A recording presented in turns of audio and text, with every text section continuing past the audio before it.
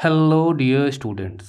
इस ट्यूटोरियल में हम last physical features of India को स्टडी करने चल रहे हैं, यानी कि द इंडियन डिज़र्ट, यानी भारतीय मरुस्थल, जिसे हम रेगिस्तान भी कहते हैं। और जब भी डिज़र्ट की बात करते हैं हमारे ख्याल में क्या चीज़ें आती हैं कि वहाँ का जो टेम्परेचर है वो काफ़ी एक्सट्रीम होता है, मतलब काफ़ी हाई चला जाता है। ड्राई विंड्स होती हैं, मतलब एरिड क्लाइमेट होती है वहाँ की, और रेनफॉल काफ़ी कम होती है। मीन्स कि जो इवोपोरेशन है वो ग्रेटर देन होता है प्रेसिपिटेशन से, मतलब रेन कम होती है, इवोपोरेशन ज़्यादा हो जाता है, प्रेसिपिटेशन लेवल्स कम होते हैं। पानी न बरसने की वजह से वहाँ पे सूखे जैसी स्थिति रहती है, और यही वजह है कि वहाँ पे लो वेजिटेशन कवर होता है। वहाँ पे वनस्पति उस तरह नहीं पाई जाती जैसे हमारे मैदानी इलाकों में पाई जाती है। वाटर स्कैसिटी काफ़ी ज़्यादा होती है, और इसी ड्राई और कम रेनफॉल की वजह से यहाँ पे जनसंख्या भी काफ़ी कम पाई जाती है। लेकिन हमारा जो इंडियन डिज़र्ट है ये यूनिक है, क्योंकि दुनिया भर के जितने डिज़र्ट एरियाज़ हैं, आप जानते हैं कि दुनिया में सबसे बड़ा अगर डिज़र्ट है तो वो है सहारा, जो कि अफ्रीका में है। अरेबियन डिज़र्ट है, कालाहारी है, ऑस्ट्रेलियन डिज़र्ट है, गोबी डिज़र्ट है। हालांकि गोबी डिज़र्ट तो कोल्ड डिज़र्ट में आ जाएगा, क्योंकि डिज़र्ट्स जो है ना वो हॉट भी होते हैं और कोल्ड भी होते हैं। जैसे हमारे यहाँ जो लद्दाख का क्षेत्र है वो एक कोल्ड डिज़र्ट है, क्योंकि वहाँ भी रेनफॉल काफ़ी कम होती है। वहाँ पे विंटर में काफ़ी एक्सट्रीम टेम्परेचर्स होते हैं, माइनस तक चले जाते हैं। और रेगिस्तान में क्या होता है ना, मरुस्थल में जो दिन होते हैं, मतलब days, they are very hot, क्योंकि रेत गर्म हो जाती है जल्दी। और जो नाइट्स होती है ना बहुत सुहावनी होती हैं, रेत ठंडी हो जाती है, अब रेत पे ही लेट जाइए आपको नींद आ जाएगी। क्योंकि मैं लगभग 1 साल, जब मैं क्लास 3 में था तो मैं बीकानेर में था। और बीकानेर, जैसलमेर, बाड़मेर, ये सब जो राजस्थान का जो वेस्टर्न पार्ट है ना, हाईली डिजर्ट एरिया, वहाँ पे है। I have been there and I used to lay down at night during summer on sands. तो ये तो हो गया भाई डिज़र्ट क्या होता है। चलिए देखते हैं टेक्स्ट में क्या लिखा है। मैं इन सबको मिटा देता हूँ तब तक। The Indian desert lies towards the western margin of the Aravalli hills.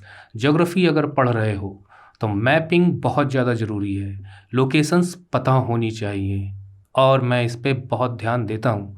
तो चलिए हम मैप में देखते हैं कि जो वेस्टर्न और मार्जिन्स, अरावली हिल्स, ये सब क्या है, मैं आपको समझा देता हूँ। देखिए सबसे पहले तो ये मैप आप देख लीजिए।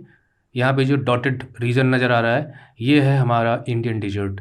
ये यहाँ तक रन ऑफ कच्छ तक फैला हुआ है, और इधर पंजाब और हरियाणा में भी इनके सदर्न पोर्शन में एक्सटेंड करता है। और जो मैं कोल्ड डिजर्ट की बात कर रहा था, तो वो जो यहाँ क्षेत्र आपको दिखाई दे रहा है ना, यहाँ पे जो लीजेंड है उसको आप देखिए, कोल्ड डिजर्ट यहाँ पे है। लद्दाख में क्योंकि रेनफॉल स्कैंटी वहाँ पे भी है, वाटर स्कैसिटी है, वो यहाँ पे भी है। वहाँ पे एक्सट्रीम कोल्ड कंडीशंस देखने को मिलती हैं, यहाँ पे एक्सट्रीम हॉट कंडीशंस देखने को मिलती हैं। ह्यूमिडिटी यहाँ भी कम होती है, हालांकि प्रेसिपिटेशन लेवल वहाँ का थोड़ा ठीक होता है। एनीवे, ये लोकेशन मैंने आपको बताई। अब मैं ले चलता हूँ जो मैप आपकी बुक में दिया गया है उसको। देखिए ये है अरावली हिल्स, और अरावली हिल्स का जो वेस्टर्न पार्ट है, दरअसल ये जो हमारा इंडियन डिजर्ट है उसके साउथ ईस्ट में अरावली रेंजेस हैं। तो ये हमारा वेस्टर्न पार्ट में इंडियन डिजर्ट हो गया, ग्रेट इंडियन डिजर्ट, इसे थार मरुस्थल कहा जाता है। ये पाकिस्तान में भी एक्सटेंड कर गया, लेकिन जो भी थार मरुस्थल का लगभग 80 से 85% जो है वो इंडिया में है, और लगभग 15% वो पाकिस्तान में है। तो अरावली के वेस्ट में, और इधर आप जानते हैं नदन प्लेन्स हैं, जो सतलज रिवर, ये सब रिवर्स ने, यहाँ पे पंजाब प्लेन्स मैंने आपको पढ़ाया हुआ है। और इधर पे जो इंडस रिवर बेसिन का जो प्लेन है यहाँ पे, वो यहाँ पर है, और इधर रन ऑफ कच्छ है। तो इस प्रकार से मैंने चारों आपको बता दिए कोने, यानी पंजाब प्लेन्स का, इधर अरावली रेंजेस हैं, इधर इंडस रिवर प्लेन है, और इधर रन ऑफ कच्छ। और जो थार डिजर्ट है उसका ज़्यादा से ज़्यादा हिस्सा हमारे यहाँ जो सबसे बड़ा स्टेट है राजस्थान में ही पड़ता है। बाकी जो मैंने आपको बताया है कि कुछ हिस्सा उसका हरियाणा, पंजाब में, और इधर गुजरात में है। और वेस्ट जो अरावली रेंज के जो ईस्टर्न पार्ट में है, इधर का जो रेगिस्तानी इलाका है वो है रॉकी, यहाँ पानी नहीं बरसता है। यहाँ पे जितना वेस्ट चले जाते हैं उतना ही रेगिस्तानी इलाका बढ़ता चला जाता है। बहुत ही डिफ़िकल्ट कंडीशंस होती हैं लोगों के रहने के लिए, लेकिन उसके बावजूद भी यूनिक है। दुनिया भर के डिजर्ट्स में यहाँ पे पॉपुलेशन डेंसिटी काफ़ी ज़्यादा है। और कभी ये भी कहा जाता है कि समुद्र के नीचे था, डूबा हुआ था। और मैंने आपको जब प्लेटो में पढ़ा रहा था तो मैंने बताया था कि ये जो प्लेटो का क्षेत्र है हमारा, ये इसका ही एक्सटेंडेड पार्ट है जो यहाँ पे चला गया है।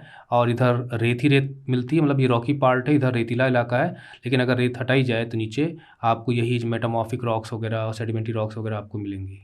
तो ये हो गया हमारा जो डिजर्ट का इलाका जो मैंने आपको बताया यहाँ पे और उस मैप में दिखाया था। तो अब लोकेशन आपको क्लियर हो गई, अरावली के जो वेस्टर्न मार्जिन्स में है, और इंडिया के ये नॉर्थ वेस्टर्न पार्ट में है। ये एक अंडुलेटिंग सैंडी प्लेन है। देखिए जो वेवी स्ट्रक्चर बनता है इस टाइप से, मतलब ऐसा लगता है जैसे झूलती हुई कोई आकृति भू आकृति नज़र आ रही है लैंडफॉर्म, तो वो अंडुलेटिंग हो जाएगा। एकदम फ्लैट समतल लगातार नहीं है, बट लाइक दिस। और रेगिस्तान में आपको ये सब मिलेंगे क्योंकि वहाँ पे ड्यून्स बनते हैं जो आगे हम देखेंगे। कवर्ड विद सैंड ड्यून्स, हाँ देखिए वहाँ पे सैंड ड्यून्स जिन्हें हम बालू के टिब्बे भी कहते हैं। मतलब जो रेत है, रेत हवा के साथ उड़ती है, मतलब वहाँ पे हवाएं चलती हैं, सूखी हवाएं होती हैं, तो जो कण हैं रेत के सैंडी पार्टिकल्स वो उड़ते हैं और उड़ के जाके वो एक जगह इकट्ठा होते हैं, जिसकी वजह से माउंड बन जाता है। आप छोटा सा टीला आप कह सकते हैं। और ये डिफरेंट शेप्स में बनते हैं, मतलब वो इस पे डिपेंड करता है कि हवा की वेलोसिटी क्या है, वो कितनी कांस्टेंट है, कितनी रफ्तार है उसके अंदर, और जहाँ हवा बह रही है वहाँ पे सैंड कितनी है, मतलब कम मात्रा में है कि अच्छी खासी मात्रा में है। और उसके अलावा ये भी देखना पड़ता है कि जो शेप्स हैं इस पर भी डिपेंड करते हैं कि आगे कोई ऑब्स्ट्रक्शन है कि नहीं है, एकदम खुला है।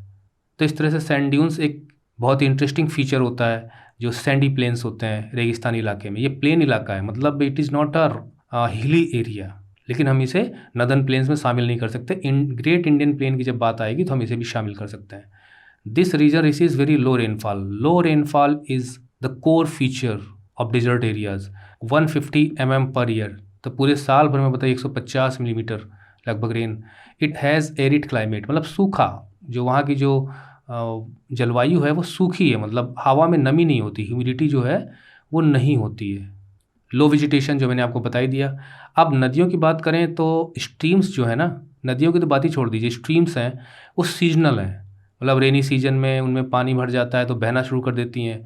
और मतलब जहाँ मतलब जो एक इलाके से शुरू होती हैं इसी रेगिस्तानी इलाके में और एक जगह जगह ख़त्म हो जाती हैं, जैसे इनलैंड ड्रेनेज कहेंगे। जो नदियाँ समुद्र तक नहीं पहुँच पाती, ओशन तक नहीं पहुँच पाती, वो लैंड एरिया में ही कहीं शुरू होकर और फिर वहीं ख़त्म हो जाती हैं, तो उन्हें हम इनलैंड ड्रेनेज कहते हैं। तो वो यहाँ देखने को मिलता है। लेकिन एक नदी आपको याद रखनी है, वह है लूनी।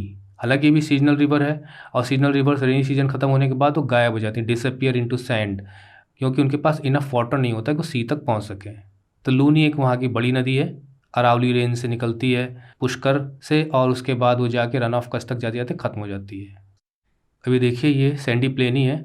बाचन्स क्रिसेंट शेप्ड ड्यून्स होते हैं, कवर लार्ज एरियाज़। तो देखिए मैं भी आपको बताता हूँ, आपको लॉन्गिट्यूडनल ड्यून्स। तो जो लॉन्गिट्यूडनल ड्यून्स हैं वो ज़्यादा डोमिनेंट है, मतलब ज़्यादा पाए जाते हैं इंडो पाकिस्तान बॉर्डर के नज़दीक। और अगर आप जैसलमेर जाएंगे तो वहाँ पे आपको बार्शन्स देखने को मिलेंगे। ये फिगर देखिए आप, इसमें आपको 3 प्रकार के ड्यून्स यहाँ दिखाए गए हैं। तो पहला तो है बार्शन, तो इनका शेप होता है इस टाइप से, मतलब लाइक दिस। ये इनके हॉर्न्स होते हैं, आप विंग कह सकते हैं, और ये हवाएं यहाँ से चलती हैं और एक प्रकार से जो भी सैंडी पार्टिकल्स होते हैं उनको उठा उठा के यहाँ पे इकट्ठा करते चले जाती हैं। और यहाँ जो है इसका ये इस टाइप से शेप बनता है। हम इसे अगर थोड़ा थोड़ा सा कलर्ड कर दें और इधर डॉटेड कर दें तो कुछ आपको 3 डायमेंशनल फिगर नजर आनी शुरू हो जाएगी। तो बाकन्स हैं। देखिए विंड जब बहती है तो डिफरेंट शेप्स बनाती है, इसमें ज़्यादा आपको सोचने की ज़रूरत नहीं है। हालांकि साइंटिफिक रीजंस तो होता ही है कि विंड किस तरफ को जा रही है, फ्रिक्शन कहाँ पे डेवलप हो रहा है, एट्सेट्रा। और जो ट्रांसवर्स ड्यून्स हैं जबकि दिए हैं तो मैं बता ही देता हूँ, ये विंड के परपेंडिकुलर बनते हैं, मतलब जैसे विंड का डायरेक्शन है तो उसी डायरेक्शन में ये बन रहे हैं। इसका जो ये जो लीवर्ड पोर्शन है, मतलब जो विंडवर्ड पोर्शन, ये देखिए जिस तरफ हवा बह रही है तो विंडवर्ड पोर्शन हो जाएगा लीवर्ड पोर्शन। तो जो लीवर्ड पोर्शन है वो हवा के अगेंस्ट होता है, मतलब अगर हवा इस तरफ को बह रही है तो इसका विंडवर्ड डायरेक्शन होगा और ये उसके उल्टे में बनेगा। ये जो पोर्शन बनता है यहाँ पे देख रहे हैं यहाँ पे। और इधर जो ट्रांसवर्स ड्यून्स हैं उसमें अगर हवा ऐसे बह रही है तो ड्यून्स का फॉर्मेशन इस तरह होता है, परपेंडिकुलर एट राइट एंगल्स। तो ये देखिए उसका कारण ये है ना, हवाएं ऐसे बह रही हैं तो वो ले जा के ऐसे करके इकट्ठा शुरू कर देती हैं, तो इस तरह से ट्रांसवर्स ड्यून्स बन जाते हैं। और अगर हवाएं बह रही हैं तो लॉन्गिट्यूडनल ड्यून्स भी बन सकते हैं। देखिए हवा बह रही है तो इस वजह से इधर से भी थोड़ा सा प्रेशर, इधर से भी थोड़ा सा प्रेशर, तो उड़ उड़ के इस तरह से रिज टाइप की बन जाती है जो काफ़ी लंबे तक चले जाते हैं इस तरह के लॉन्गिट्यूडनल ड्यून्स। देखिए मुझे एक फिगर और मिली थी, मैंने कहा लाओ इसको भी मैं इंक्लूड कर लेता हूँ। तो देखिए यहाँ पे विंड ऐसे भी आ रही है, ऐसे भी आ रही है, ऐसे भी आ रही है, तो इस तरह से ये लॉन्गिट्यूडनल ड्यून्स बनते हैं और काफ़ी लंबे होते हैं और काफ़ी लंबाई तक चले जाते हैं। लॉन्गिट्यूडनल ड्यून्स हैं, बाखन्स हैं, ये काफ़ी फेमस हैं डिजर्ट एरियाज़ में। तो ये भी क्लियर हो गया। और जो हमारा ये थार डिजर्ट है ना, ये मिनरल रिच भी है, मतलब काफ़ी मिनरल्स यहाँ पाए जाते हैं, जैसे जिप्सम हो गया और फॉस्फोराइट हो गया, काओलिन हो गया। आप जानते हैं यहाँ पे क्वायरिंग भी होती है, क्यों? क्योंकि ये वाइट मार्बल के लिए फेमस है। इसके अलावा माइका है, जिंक है, कॉपर है, तो काफ़ी रिसोर्सफुल है। और सोलर एनर्जी है, विंड एनर्जी, इसका अच्छा खासा यहाँ पे स्कोप है, डेवलपमेंट के स्कोप्स हैं। तरह तरह के जीव जंतु यहाँ पाए जाते हैं, कुछ तो एंडेमिक हैं यहीं के लिए। और आपने ब्लैक बक का नाम सुना होगा, काला हिरन, Indian bustard, Indian wild ass, chinkara. ऐसा पढ़ने को मिलता है कि लगभग 23 प्रकार की वहाँ पे लिजार्ड्स पाई जाती हैं, 25 प्रकार के वहाँ पे स्नैक पाए जाते हैं, बहुत ही पॉइजनस होते हैं। थॉर्नी बुशेस पाई जाती हैं, श्रब्स पाई जाती हैं। कैक्टी तो फेमस सही हैं, लेकिन वेजिटेशन कम है वहाँ पे। गोट है, कैमल है, ये सब जानवर वहाँ पाए जाते हैं। तो वहाँ पे एग्रीकल्चर के साथ साथ वहाँ पे एनिमल हस्बेंड्री भी होती है, और वूल का प्रोडक्शन बहुत होता है। नंबर 1 है इंडिया में, वर्ल्ड में भी इसका स्थान है। और वहाँ पे साल्टी लेक्स भी पाई जाती हैं, मतलब साल्ट का भी प्रोडक्शन अच्छा खासा होता है। सांभर लेक आपने सुना होगा, एक साल्टी लेक है। और जो भी मिनरल्स मिलते हैं सीमेंट इंडस्ट्री के लिए बहुत ही इंपॉर्टेंट है, तो सीमेंट इंडस्ट्री का अच्छा खासा सोर्स है। और वुलन इंडस्ट्री तो है ही है, जो मैंने अभी आपको बताया था। लूनी नदी तो आपको मैंने बताया था, जो अरावली से निकलती है और जाके यहाँ ख़त्म हो जाती है। इंदिरा गांधी कैनाल है जो हरिकी बैराज है सतलज नदी पे, उसकी सहायक नदियों पर, और वहाँ से वो निकलती है हरियाणा पंजाब से, और उसके बाद बहते हुए यहाँ तक आती है, जिसकी वजह से एग्रीकल्चर काफ़ी ज़्यादा होती है इन इलाकों में। और जहाँ पे पानी वगैरह मिल जाता है, खासकर जो सदर्न पार्ट है ना, जिन्हें हम ओएसिस कहते हैं, आपने पढ़ा होगा, वहाँ पर मिलेट्स वगैरह उगा लिया जाता है। और बहुत ही फेमस है यहाँ का पुष्कर, है ना, जहाँ ब्रह्मा जी का मंदिर भी है फॉर हिंदूज़।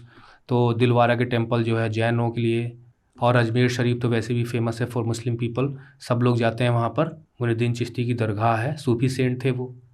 तो इस तरह से ये डिज़र्ट दुनिया में अपने आप में अनोखा भी है, और यहाँ के लोग बड़ी मेहनती होते हैं, और महिलाएं भी पुरुषों का बराबर हाथ बटाती हैं। और इको टूरिज़्म भी काफ़ी ज़्यादा है यहाँ पे, टूरिस्ट डेस्टिनेशन भी लोग आते हैं, कैमल की सवारी करते हैं। और भी यहाँ पे यहाँ की जो प्रजाति हैं उनको बचाने के लिए कंजर्वेशन स्कीम्स यहाँ पे रन की जाती हैं। तो ये हो गया हमारा इंडियन डिजर्ट के बारे में। हमने लोकेशन भी देखी, ड्यून्स के बारे में पढ़ा, मिनरल्स, एनिमल्स, इको टूरिज़्म, किस प्रकार से हमारे लिए रिसोर्स है इंडिया के लिए, वो सब चीज़ें हमने यहाँ पे पढ़ी। कुछ एक्स्ट्रा इन्फॉर्मेशन भी मैंने आपको दी। इसके अलावा थोड़ा सा और बच गया, उसको भी हम स्टडी कर लेते हैं कि जो भी फिजिकल फीचर्स हमने पढ़े हैं, यहाँ पे 6 हैं, वैसे 5 जनरली पढ़ने को मिलते हैं। तो ये सारे फिजिकल फीचर्स मिलकर एक कॉम्प्लीमेंट्री रोल निभाते हैं और इंडिया को एक रिसोर्सफुल कंट्री के रूप में प्राउड फील कराते हैं। और उन रिसोर्सेज का अच्छा खासा यूज करके हम अपने कंट्री को अच्छा खासा डेवलप कर सकते हैं। मीन्स कि जो भी फिजियोग्राफिक यूनिट्स हैं डिफरेंट, जो यूनिक फीचर्स हैं, उसको पढ़ने के बाद हम ये कह सकते हैं कि हर एक क्षेत्र, चाहे वो पहाड़ी हो, चाहे वो मैदानी हो, चाहे वो रेगिस्तानी हो, चाहे वो पठारी हो, कॉम्प्लीमेंट्स द अदर, एक दूसरे को पूरा करता है। जैसे एक उदाहरण देता हूँ, अगर हिमालय पर्वत है तो वहाँ से निकलने वाली नदियाँ मैदान बनाती हैं, तो मैदान कहीं ना कहीं हिमालय से निकलने वाली नदियों से जुड़ा हुआ है, और पठारी भाग से आने वाली नदियों से जुड़ा हुआ है। तो एक दूसरे से जोड़ कर हम इन्हें देखना चाहिए, जो भारत को एक मजबूत, एक संपन्न कंट्री बनाते हैं। Means make richer in natural resources. जैसे माउंटेन्स हैं तो ये सोर्स ऑफ वाटर हैं, और फॉरेस्ट वेल्थ हमारी माउंटेन में जंगल पाए जाते हैं। अगर हम नदर्न प्लेन्स की बात करें तो वो अन्न के भंडार हम कह सकते हैं, क्योंकि वहाँ पे एग्रीकल्चर की वजह से अच्छा खासा प्रोडक्शन होता है, जो भारत की जनता के खाद्यान्नों की पूर्ति करता है। They provide the base for early civilisation. उसके अलावा जो मैदानी इलाका है, जो नदियाँ हैं, वहाँ पे दुनिया भर की सभ्यताएँ नदियों के किनारे ही पनपी हैं। The plateau is storehouse of minerals. Plateau minerals के लिए जाने जाते हैं, आपने छोटा नागपुर पढ़ा होगा, मिनरल की खान है वो, रूर ऑफ इंडिया भी उसे कहा जाता है। और इन मिनरल्स की काफ़ी ज़्यादा ज़रूरत होती है अगर किसी भी देश को डेवलप करना है, तो which has played a crucial role in the industrialisation the country. तो भारत के औद्योगिकीकरण में, इंडस्ट्रीज़ के डेवलपमेंट में इन मिनरल्स का बहुत बड़ा रोल है। एक प्रकार से जो इंडस्ट्रियलाइजेशन है वो इन्हीं पर डिपेंड ही करता है। आप जानते हैं आयरन एंड स्टील इंडस्ट्री का कितना बड़ा रोल होता है किसी भी देश के डेवलपमेंट में। The coastal regions and island groups. अब आते हैं कोस्टल रीजन्स जो हमने पढ़े थे, और आइलैंड्स हमने पढ़े थे। तो ये फिशिंग एंड पोर्ट एक्टिविटीज़ के लिए बहुत ज़्यादा ज़रूरी है, क्योंकि भाई पोर्ट समुद्र के तटों पे ही होंगे। दस द डाइवर्स फिजिकल फीचर्स। तो इसलिए भारत में जो डिफरेंट फिजिकल फीचर्स पाए जाते हैं वो भारत को बहुत ही रिच बनाते हैं, और बहुत सी संभावनाएँ हम देखते हैं फ्यूचर में। हमारे पास पॉसिबिलिटीज़ हैं, हम डेवलप कर सकते हैं इंडिया को इन रिसोर्सेज की मदद से, जो हमें फिजिकल फीचर्स प्रोवाइड करते हैं। तो every physical feature plays a complementary role in making our country richer in natural resources. So we have immense future possibilities of development because of this diverse physical features. तो ये chapter तो यहीं ख़त्म होता है. इसके बाद जो हमारा मैप का पार्ट है, इसके सॉल्यूशंस हमने वेबसाइट पे दिए हुए हैं, आपको मिल ही जाएंगे. ये पार्ट है, इसको हम करेंगे. इसके अलावा जो सिलेबस में आपके दिया गया है, जो सीबीएसई सिलेबस प्रोवाइड करती है क्लास 9 के इस चैप्टर के लिए, उसको भी हम करेंगे. वो हमारा अगला ट्यूटोरियल होगा. So okay, ending this tutorial here. Thank you. Keep watching, keep learning.